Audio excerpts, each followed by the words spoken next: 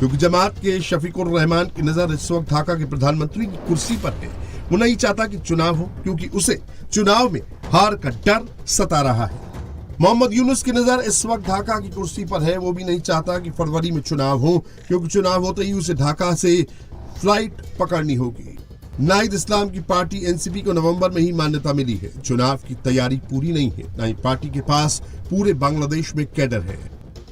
ফ্যাসিবাদী শক্তি এবং তাদের দোসররা দেশে এবং বিদেশে সক্রিয়, তারা চেষ্টা করবে বাংলাদেশের গণতান্ত্রিক উত্তরণকে যেন কণ্ঠকাঠিন্য করতে পারে, বাধাগ্রস্ত করতে পারে, পারতপক্ষের নির্বাচনকে বানচাল করতে পারে। অবশ্যই সেটা দুঃস্বপ্ন, আপনারা সেটা সামনে দেখতে পাবেন। যারা এই সমস্ত গণতান্ত্রিক প্রক্রিয়ায় সন্ত্রাসী কায়দায় বাংলাদেশের গণতান্ত্রিক অগ্রযাত্রাকে বাধাগ্রস্ত করতে চাইবে, তাদেরকে আমরা সম্মিলিতভাবে সকলকে নিয়ে প্রতিহত করব इंशाअल्लाह। जमात को लग रहा था कि नरसंहार और दंगों से तारिक रहमान डर जाएगा, ढाका नहीं आएगा और चुनावी मैदान में सबसे बड़ा प्लेयर वो ही रहेगा, लेकिन अब ऐसा होने वाला नहीं है। तारिक रहमान मैदान में उतर चुका है, उसकी कट्टरपंथी टोली भी सड़क पर निकल चुकी है। अब ढाका में सबसे बड़ा दंगल होगा। আপনাদের সকলের সামনে আমি বলতে চাই, আই হ্যাভ এ প্ল্যান। আমরা দেশে শান্তি চাই, আমরা দেশে শান্তি চাই, আমরা দেশে শান্তি চাই। মার্টিন লুথার কিং, নাম শুনেছেন না আপনারা? মার্টিন লুথার কিং, তার একটি বিখ্যাত ডায়লগ আছে, আই হ্যাভ এ ড্রিম। আজ এই বাংলাদেশের মাটিতে দাঁড়িয়ে আপনাদের সকলের সামনে আমি বলতে চাই, বাংলাদেশ জাতীয়তাবাদী দলের একজন সদস্য হিসাবে আপনাদের সামনে আমি বলতে চাই, I have a plan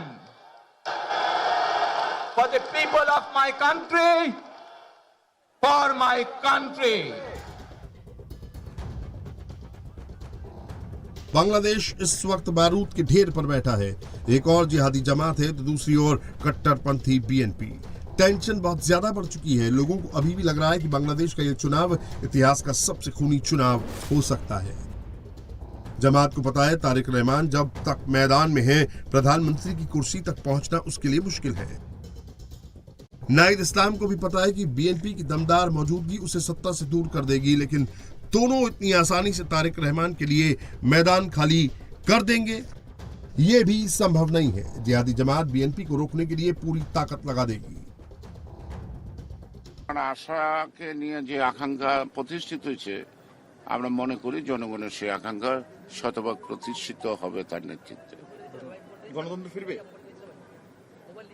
গণতন্ত্র ফিরাতে হবে, ষড়যন্ত্র হটাতে হবে। যে কোনো মূল্যে আমাদেরকে নিশ্চিত করতে হবে যাতে মানুষ নিরাপদ থাকতে পারে। আবারও আপনাদের কাছে কৃতজ্ঞতা প্রকাশ করছি আজকে আমাকে এইভাবে বরণ করে নেওয়ার জন্য। আমরা যে শ্রেণীর মানুষ হই, আমরা যে দলেরই রাজনৈতিক দলের সদস্য হই অথবা একজন নির্দলীয় ব্যক্তি হই, আমাদেরকে নিশ্চিত করতে হবে যে কোনো মূল্যে আমরা আমাদের এই দেশের শান্তি শৃঙ্খলাকে ধরে রাখতে হবে। যে কোনো মূল্যে যে কোনো বিশৃঙ্খলাকে পরিত্যাগ করতে হবে। যে কোনো মূল্যে আমাদেরকে নিশ্চিত করতে হবে যাতে মানুষ নিরাপদ থাকতে পারে। ढाका में आते ही तारिक रहमान शांति की बात कर रहा है, हसीना के खिलाफ बोल रहा है, जिहादी जमात को टारगेट कर रहा है। वो खुद कुछ कम नहीं है। हसीना की सत्ता जाते ही कट्टरपंथियों के प्रेशर में यूनुस ने तारिक रहमान के सारे मुकदमे हटा दिए हैं। उम्र कैद की सजा भी रद्द की जा चुकी है। পরবর্তীতে 90 স্বৈরাচারের বিরুদ্ধে এদেশের জনগণ, এদেশের খেটে খাওয়া মানুষ তাদের গণতান্ত্রিক অধিকারকে ছিনিয়ে এনেছিল, কিন্তু তারপরেও ষড়যন্ত্রকারীদের ষড়যন্ত্র থেমে থাকেনি। আমরা তারপর দেখেছি 2024 সালে, 71 সালে এই দেশের মানুষ যেমন স্বাধীনতা অর্জন করেছিল, 2024 সালে এদেশের ছাত্র জনতা সহ সর্বস্তরের মানুষ, কৃষক, শ্রমিক, গৃহবধূ, নারী, পুরুষ, মাদ্রাসার ছাত্র সহ দল মত নির্বিশেষে, শ্রেণী পেশা নির্বিশেষে সকল মানুষ সেদিন 2024 সালের 5ই আগস্ট এই দেশের স্বাধীনতা এবং সার্বভৌমত্বকে রক্ষা করেছিল। तारिक रहमान प्रधानमंत्री की कुर्सी के सबसे बड़े दावेदार नजर आ रहे हैं, इसलिए जमात और यूनुस की नजर में सबसे ज्यादा खटक रहे हैं। जिहादियों को लग रहा है कि हसीना के जाने के बाद बनी खाली जगह पर तारिक अपना कब्जा जमा लेगा और इसीलिए जमात कभी भी ढाका में दंगा पार्ट 2 लॉन्च कर सकती है। चुनाव रोकने के लिए कभी भी खूनी खेला शुरू हो सकता है।